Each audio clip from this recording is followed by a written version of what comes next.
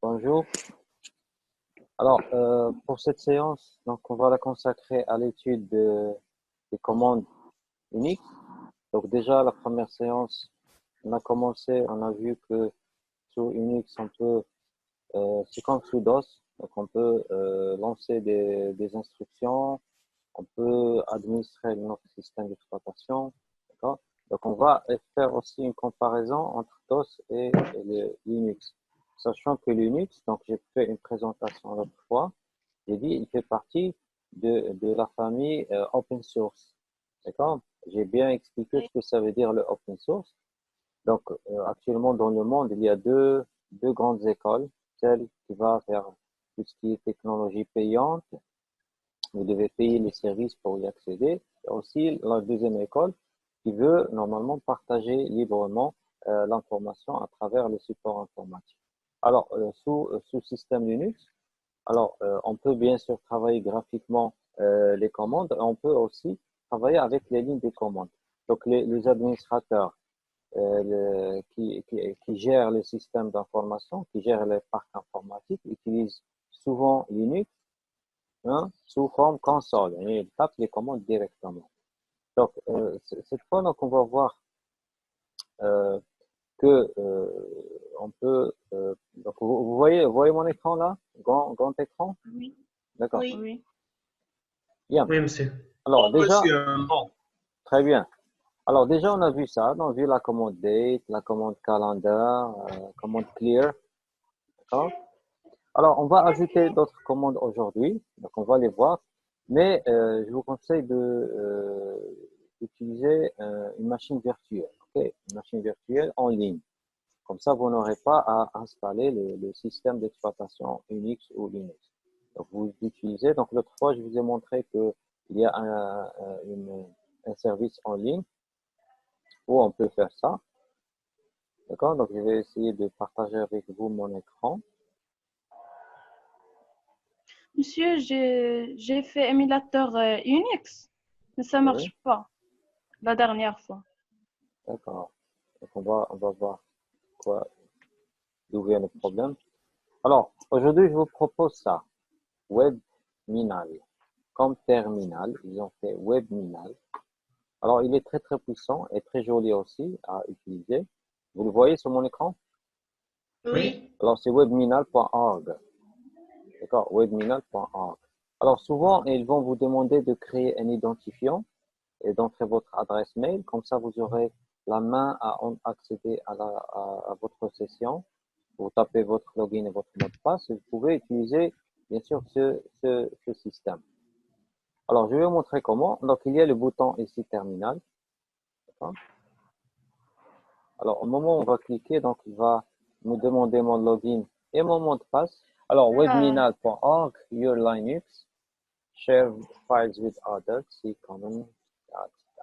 Alors là, il me dit que, voilà, donc il y a là, c'est l'interface de la commande et à côté, ici, on a l'aide. C'est-à-dire, vous pouvez choisir même des leçons, suivre des leçons. Vous voyez, donc il y a des leçons pour apprendre à utiliser ce terminal ou ce système. Alors déjà, on a vu qu'on pouvait faire date, donc je vais faire un test, c'est facile, date, d'accord, donc il m'affiche la date. On a vu calendar, cal, voilà, ça marche. Et on a vu clear, pour effacer l'écran, revenir en premier. Alors, ce qu'on va faire, par exemple, pour afficher le nom du système d'exploitation, vous faites uname. Uname. Votre nom. C'est-à-dire, c'est comme vous parlez avec le système, vous dites, donnez-moi votre nom, système. Vous dites, je suis Linux. Vous voyez?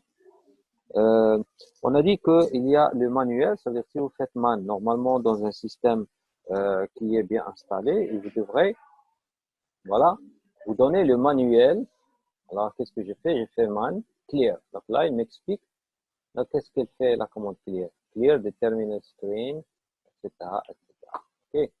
Il me dit press H for help or Q for quiet. Donc, je vais faire suivant. Voilà. Et je reviens. Et vous faites la même chose avec les autres commandes. Donc, vous pouvez taper ça et bien sûr voir ce que ça donne, donc le résultat de chaque commande. Alors, je vais partager un autre écran avec vous. Alors, cette fois, ça va être la présentation. Donc, les commandes Unix les plus utilisées, donc on va voir étape par étape. Donc, on a vu la première étape. Hein, alors, ensuite, on a vu Uname. Alors, maintenant, ce qu'on va faire, on va un peu attaquer la partie des dossiers, okay, répertoire. Donc, rappelez-vous dans le MS-DOS, dans le DOS, on a vu qu'il y a la commande CD, la commande MD.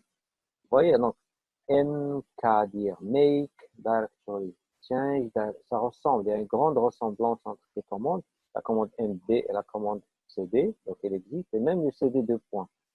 CD 2 points pour remonter, pour changer de répertoire. D'accord? Il y a le personal world directory. Alors, normalement, cette commande-là, donc, vous pouvez prendre des notes si vous voulez. D'accord? mkdir, d'accord? ls, pour afficher le contenu, et la commande cd. Alors, si vous vous rappelez, on a fait la commande dir. La commande dir, son équivalent sur Linux, c'est ls, list. C'est-à-dire, vous pouvez lister le contenu d'un dossier ou un disque dur. OK. Alors, on va revenir à Monsieur, notre... Oui, monsieur SCC dire, c'est la même chose. ls. C'est le même Oui, principe. exactement. Exactement. Alors, je reviens à mon émulateur. Alors, je vais essayer de tester ces commandes-là. D'accord? Donc, commençons par pwd,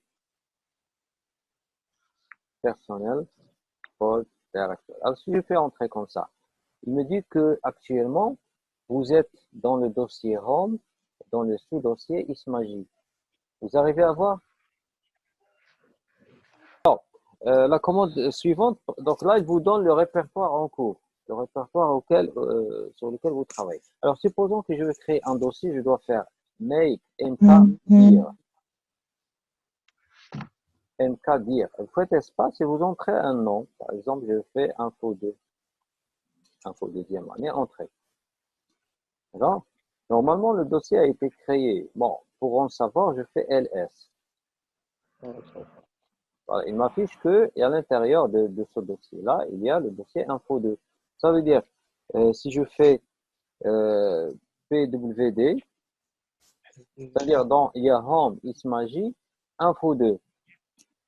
Alors, pour pouvoir entrer dans ce dossier, on va faire cd. cd info2, comme ce qu'on faisait avec le DOS. Alors, je vais faire pwd. Vous voyez que maintenant, je suis à l'intérieur de info2, qui est à l'intérieur de ismagie, qui est à l'intérieur de home. Donc, il y a une succession de dossiers. Alors, la commande principale que vous devez normalement savoir, c'est mkdir. On peut créer des dossiers avec mkdir. Alors, La commande man mkdir, ça permet de savoir à quoi ça sert la commande mkdir. tout à C'est fait. créé en deux. C'est-à-dire, si je fais comme ça, man mkdir, entrée, voilà, il va me donner l'aide de la commande. C'est-à-dire, là, remarque, il me dit mkdir make directories. Il permet de créer des dossiers. Alors, il te dit qu'il y a aussi des options. Donc, tout ce qui est entre deux crochets, ça veut dire il est optionnel. Mais ce qui est nécessaire, c'est que tu dois entrer le nom d'un dossier. C'est-à-dire que tu fais mkdir, le nom d'un dossier. Par exemple, mkdir Fatuna. Il va créer un dossier qui s'appelle ce nom. Alors, les options, ils sont là. Tout ça sont des options. D'accord? Donc, tu peux choisir le mode de création, read, write, etc. C'est un dossier protégé, un dossier parent. Tu peux, par exemple, à chaque fois que tu veux créer un ensemble de dossiers, tu peux faire -v. Comme ça, il va te donner des échos. À chaque fois, il affiche un message qui résume ce qu'il a fait. Alors, je vais essayer de revenir. Je vais partager le deuxième écran. Que cette commande-là, en fait, c'est pour créer des dossiers et des sous-dossiers. OK? Donc, alors, il faut ajouter ça. J'ai oublié de le dire, le -vp.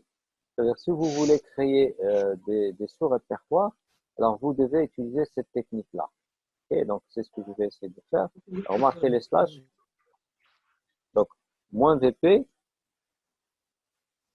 Alors, moins VP et avec normalement des slash. Alors, je reviens à mon partage. Alors, je refais la commande. Donc, déjà, je vais voir le dossier personnel que j'utilise là-bas. Et le DB. D'accord? Alors, je vais faire mkdir. D'accord? Et quels sont les paramètres qu'on a dit? Moins? VP. Voilà. VP. Et on entre le nom du premier dossier. Par exemple, je vais faire informatique. Slash, tout à l'heure, j'ai inversé. Informatique et je fais ici programmation. Programme. D'accord? Et là, il me répond. Il me dit created. Donc, il a créé un dossier informatique. Il a créé un dossier informatique et programme. Donc, si je fais ls, voilà, il y a le dossier informatique. Si j'entre dans un dossier informatique, CD informatique, je vais trouver, donc ls, je vais trouver qu'il y a le dossier programme. Monsieur, Oui, est-ce que l'informatique, le programme, c'est sous l'informatique, le dossier de l'informatique, ou c'est deux dossiers différents? non, remarque, qu'est-ce que j'ai écrit ici? Je demande à créer programme comme sous-dossier dans le dossier informatique. C'est-à-dire, il est informatique. À l'intérieur, il y a programme. Donc là, j'ai dit CD informatique. Voilà, il est entré à CD informatique. Et il a trouvé qu'il y a le dossier programme à l'intérieur. Alors, Oui. ça, en fait, on peut faire une manipulation qui ressemble un peu à ce qu'on a vu. Il nous reste combien de temps? On a fait 27 minutes. D'accord. Ok, il reste un moment. Alors, on va revenir à notre présentation. Alors, pour faire... Monsieur, pour VP, pour écrire des sous-dossiers. Exactement. Là, pour écrire des sous-dossiers et pour afficher les messages de création. D'accord, monsieur. D'accord. Alors, il y a un outil qui s'appelle le VIM. Donc, le VIM. Le VIM, en fait, c'est un éditeur de texte. C'est-à-dire, il permet de créer un texte particulier. OK? Ça veut dire, au lieu d'utiliser le bloc-notes, comme ce qu'on faisait avec le fichier batch, vous vous rappelez, fichier batch, on peut utiliser le fichier BIM. Et on peut aller encore plus loin. On peut même créer des programmes, des points exe. D'accord? Mais pour... donc ça, on va le voir la séance prochaine. On va voir ça, cette partie-là. Alors, pour cette séance, on va aussi voir comment savoir notre adresse IP externe. C'est-à-dire l'adresse IP que les gens depuis Internet vont nous voir, vont normalement communiquer avec nous à partir de cette adresse. Donc, il y a la commande curl ifconfig.me. D'accord? Ça veut dire que je veux afficher mon adresse IP telle qu'apparaît, d'accord, chez les autres internautes. Ok? Alors, pour faire cela, donc on doit revenir à notre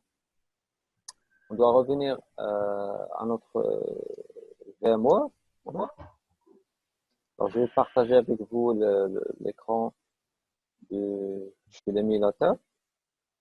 Donc, curl if config. config .me. point.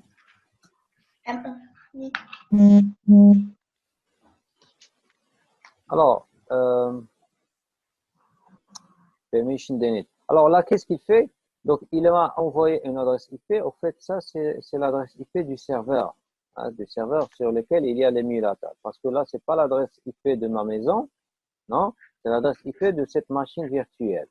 D'accord? Donc, déjà, je sais que la point d'entrée, elle est là. Donc, tu peux déjà pinguer sur cette adresse-là. Alors, si vous faites la même chose depuis chez vous, si vous avez installé une machine virtuelle à l'intérieur de votre ordinateur, ça va vous donner aussi l'adresse IP réelle de votre machine. D'accord? Alors, si on veut savoir, vous connaissez Star Wars? Oui. Alors là, il y a à l'intérieur de Unix, il y a quelques petites surprises. Je vais voir Telnet. Telnet. Alors, Nina dit Towel.